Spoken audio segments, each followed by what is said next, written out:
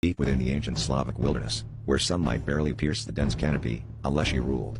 The spirit of the forest, he was both protector and punisher, feared for his ability to lead travelers astray or worse. The villagers spoke of him in hushed tones, warning never to trespass into a sacred domain. Mikhail, a desperate woodcutter, ignored those warnings.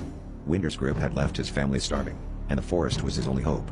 With axe in hand, he ventured deep into the forbidden woods, determined to find food. As his blade struck the trunk of a towering oak, the forest seemed to exhale in fury. The air grew heavy, shadows stretched unnaturally, and a voice like the groan of ancient trees filled the silence. "You dare take from my domain, mortal?" Mikhail turned to see the leshy emerge from the shadows. His bark-like skin gleamed in the dim light, and his antlers, adorned with vines and bones, crowned his towering form.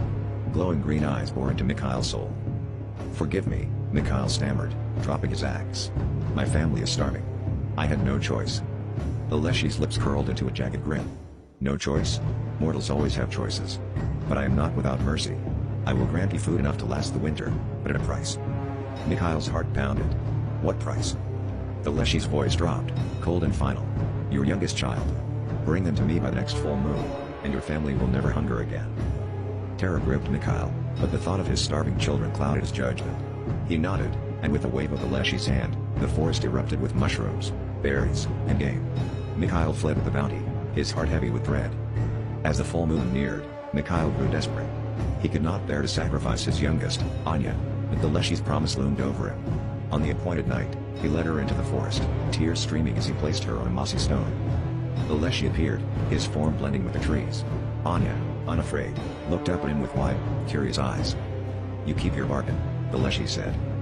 Before he could take her, Anya spoke. "Why do you want me? What will you do with me?" The leshy blustered. "You will join the forest. Together, we will protect it from those who harm it." Anya tilted her head. "What if I protected myself? Will you let me stay with my family?"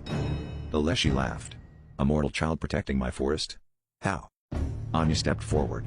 "I'll teach others to respect it, to take only what they need. Isn't that better than taking me?" The leshy studied her. Finally, he nodded. "You are bold, child. I will spare you, but betray this promise, and I will return." Anya returned to her father, and from that day, they lived in harmony with the forest.